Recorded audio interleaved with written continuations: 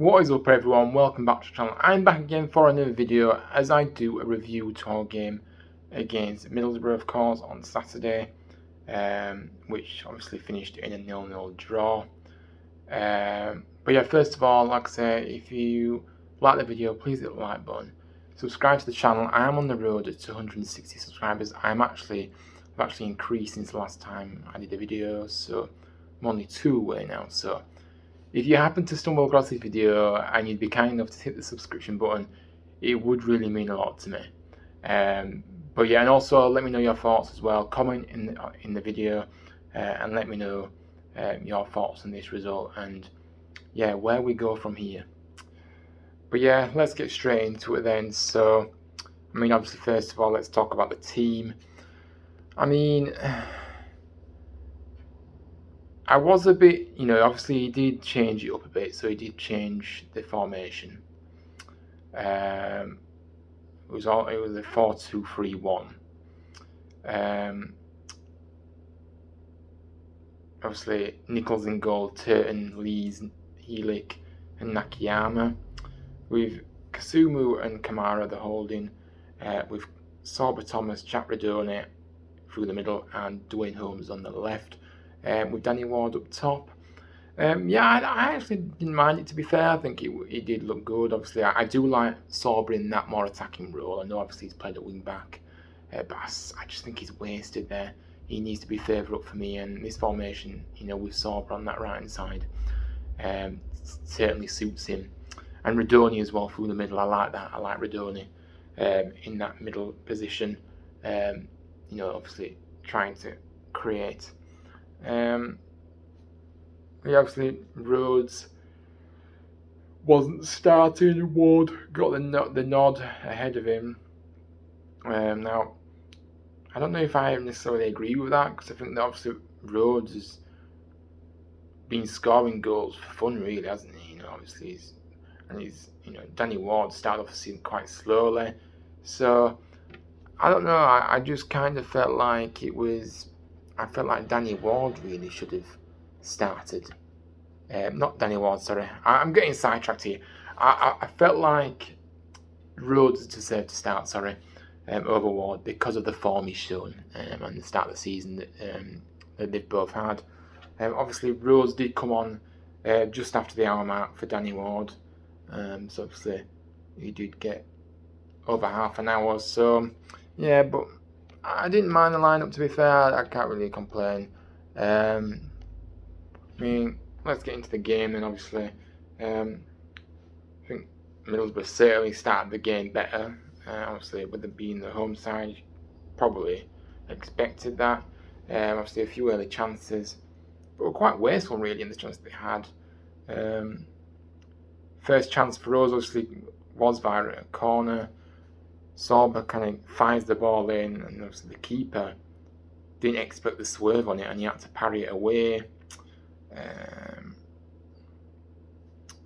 Obviously, a free kick by Burrows, shot just wide. I think it was unlucky, to be fair. So it was a good strike from Burrow from the free kick, but yeah, they couldn't convert that. Sorba Thomas obviously comes out, obviously keeps showing his form lately. Great strike from outside the area. That just went wide. But again, worth a go.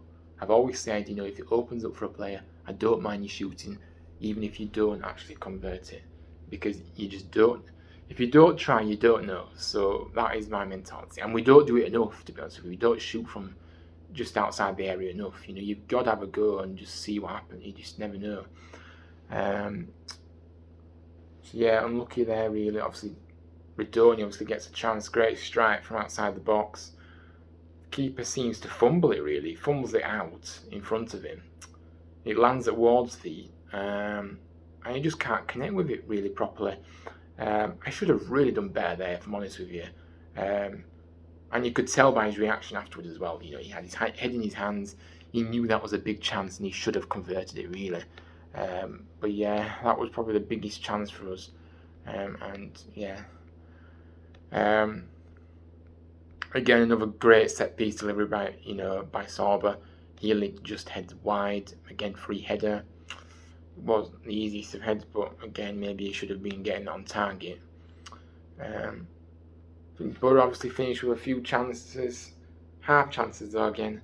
But the game did end 0-0. There isn't much really to say about this game because, in all truth, it was a really, really poor game. And, two sides that are really struggling, two poor sides. And yeah, it just was one of those. Looking at the stats, Middlesbrough did have more of the ball, 59% to 41. They had 11 shots with only 2 on target. We had 10, but we had 4 on target. So, obviously they completed more passes than us. They didn't really have any clear-cut chances. They were all half chances that Borough had, really, in all fairness. We had one clear-cut chance and we couldn't take it. Now, I don't want to be harsh and I don't want to say, but the biggest chance we had, obviously, the biggest clear-cut chance we had was the Ward chance, and you've just got to be scoring them, unfortunately. I'm not trying to have a go at Ward or anything, but I'm just being honest, and that's what I always am on these videos. I just say my truth and just be as honest as I can. So, yeah, he should, like I say, he should really have been celebrating there. But yeah, that's obviously think about that. But yeah,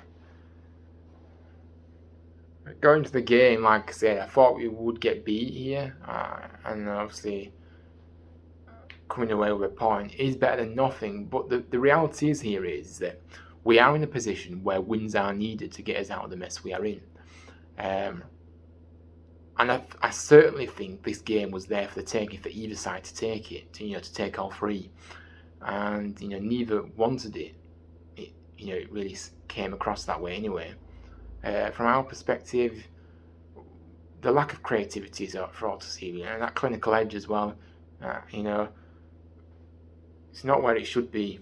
When we do get a chance, and like I said, Rhodes really should have started the game, but obviously he didn't. And I probably would have said, I'm being honest with you, if we would have won against Preston, which in reality, had we been on it and had we played a hell of a lot better than we did, and not gifted the win to them, I wouldn't have said a point would have been bad in this game. Because 4 points from 6 is not a bad return in a week. But because we lost that game, we really did need to, try and get all three and yeah, we just couldn't do it, and yeah, it's just one of those. But it is disappointing, but we are really in a difficult moment. We are chasing the pack now already. I feel, we need to be picking up wins, and we just don't seem like we're able to at the moment, and it's really worrying. It is, and like I said, it is really worrying. I really do fear for us this season now, and I know it's still early days, but it feels like the writing is on the wall kind of thing at this moment in time. I know football can change quickly, and I really, really hope it does change for the better, for the best of us. But it's very hard to find any positivity or kind of optimism at the moment with what's going on. And I try and be as positive as I can. I really do. I like to be positive. And sometimes I clutch at straws. Sometimes at positivity. That's the way I am. But the fact that I can't even find many positives, in this current kind of form and results, kind of says it all. If I'm honest. But yeah, obviously no midweek game this week, so we've got a week to prepare for the Millwall game, which again will be another tough game. But yeah, this one, focusing on this one, we got a point. I take a point. However, I feel like we should have won the game, and because we lost midweek last week,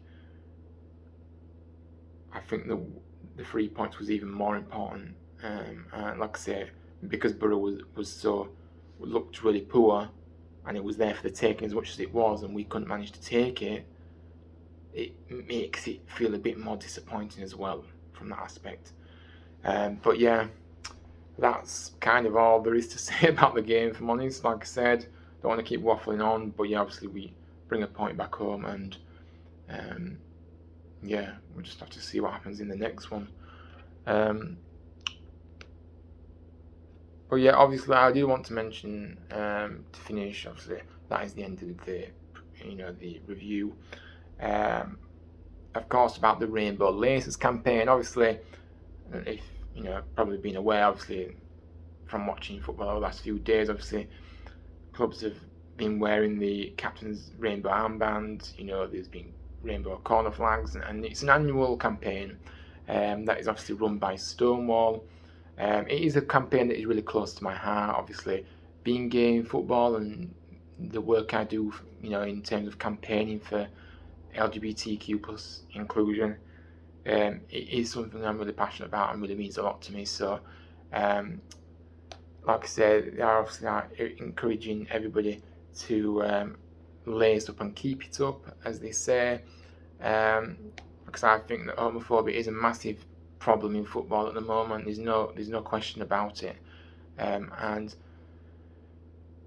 more has to be done here. It really does. And yeah, like I said, I wanted to touch upon it kind of briefly. Obviously, the campaign does run between the 19th of October and the 31st of October. Rainbow Laces Day is officially on the 26th, so in 2 days' time. Obviously, you can support the campaign by buying some laces, and also they are selling the badges as well if you wish to purchase one of those.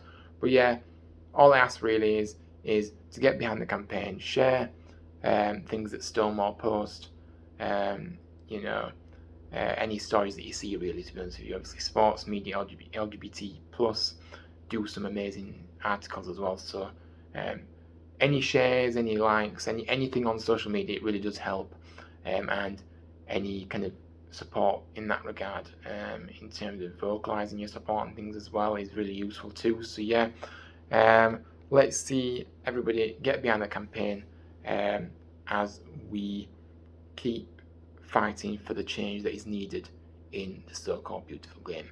But yeah, thanks everybody for watching.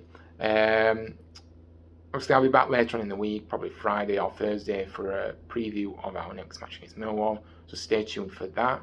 Like I say, if you do like this video, please hit the like button, subscribe to the channel. I'm nearly 160 subscribers, so if you do happen to stumble across this video and you would be ever so kind enough to hit the subscription button, it is free, just saying, then it would mean a lot to me. So please come and join this journey that I'm on, that I'm really loving so far. I'm still pretty much learning a lot still at the moment. Obviously, still fairly new to the scene of YouTube, and yeah, it'd be good to have a few new faces to come and support the channel. And also comment your thoughts. What did you think of this match? Be honest. Let me know what you how you're feeling, and yeah, any other additional comments that you want to make, feel free to do so in the comment section. And finally, you can follow me on my social media, on Instagram and Twitter, HTFTV8. So please go and give me a follow on there. And yeah, like I say, whenever I post anything, it always goes on there. And also, you can just hit the notification bell on here, and you will never, ever, ever miss an upload. But yeah, have a good rest of the week. Like I say, thank you all for watching, and I'll see you on the next one. Up the town.